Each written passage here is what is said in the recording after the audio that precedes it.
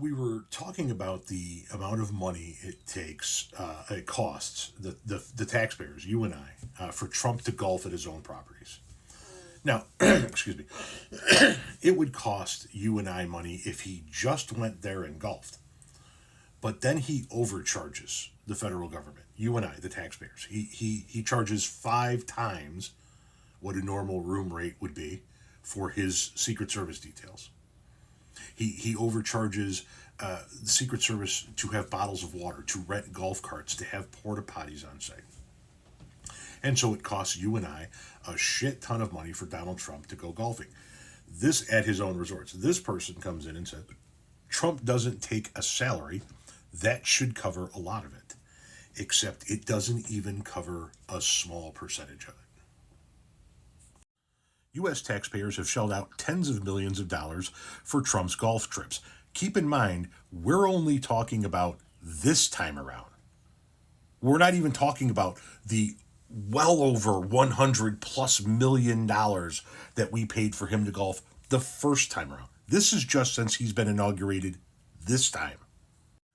It has become a familiar routine for the Palm Beach County Sheriff, Eric Bradshaw, and his deputies. Almost every Tuesday in recent weeks, the Federal Aviation Administration has posted to its website a formal notice to airmen advising of upcoming flight restrictions over South Florida, signaling once again that those who must protect him, that Donald Trump is on his way to Mar-a-Lago for another weekend of golf.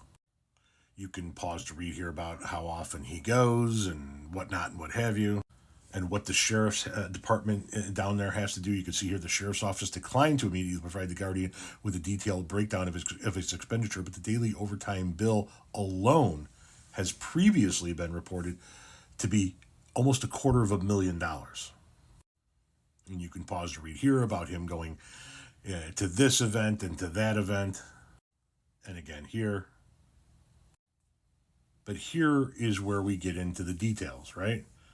The most recent GAO report calculated in 2019 that we paid an average of $13.6 million on each of his odysseys to Mar-a-Lago. Each.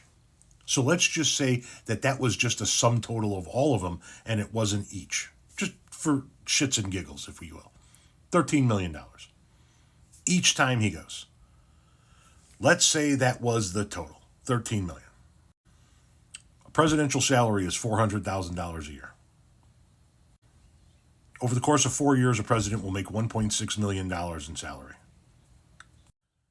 That doesn't even come close to covering the $13.6 million on average for each of his trips to Mar-a-Lago. Not even close to covering a lot of it. Not even close.